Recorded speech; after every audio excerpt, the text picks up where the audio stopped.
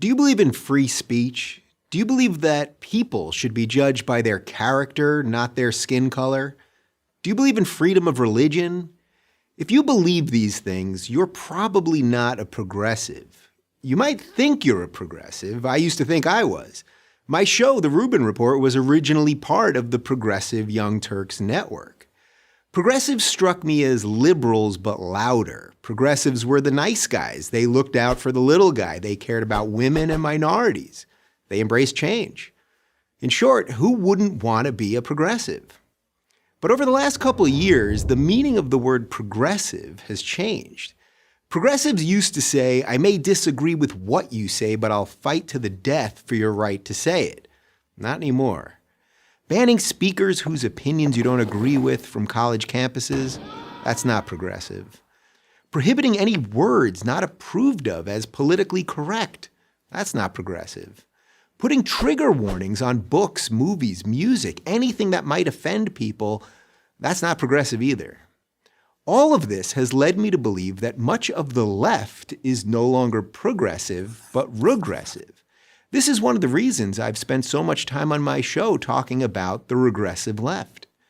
This regressive ideology doesn't judge people as individuals, but as a collective. If you're black or female or Muslim or Hispanic or member of any other minority group, you're judged differently than the most evil of all things, a white Christian male. The regressive left ranks minority groups in a pecking order to compete in a kind of oppression Olympics. Gold medal goes to the most offended. Martin Luther King Jr.'s dream that his children would be judged by their character and not their skin color was a liberal idea, but these days it's not a progressive ideal. And what about religious freedom, the idea that no one else can tell you what you have to believe? Surely progressives still support that basic right. Well, not so much. I'm a married gay man, so you might think that I appreciate the government forcing a Christian baker or photographer or florist to act against their religion in order to cater, photograph, or decorate my wedding. But you'd be wrong. A government that can force Christians to violate their conscience can force me to violate mine. If a baker won't bake you a cake, find another baker. Don't demand that the state tell him what to do with his private business. I'm pro-choice, but a government that can force a group of Catholic nuns, literally called the Little Sisters of the Poor, to violate their faith and pay for abortion-inducing birth control can force anyone to do anything. That's not progressive, that's regressive.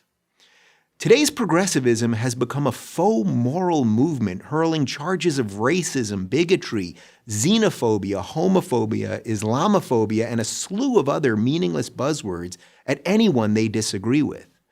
The battle of ideas has been replaced by a battle of feelings, and outrage has replaced honesty. Diversity reigns supreme as long as it's not that pesky diversity of thought.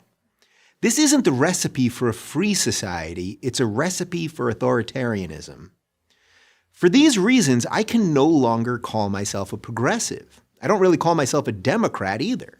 I'm a classical liberal, a free thinker, and as much as I don't like to admit it, defending my liberal values has suddenly become a conservative position.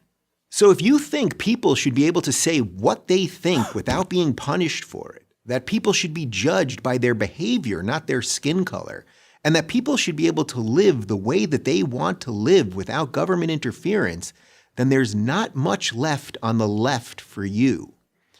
I'll keep trying to explain that to progressives until I'm totally left out.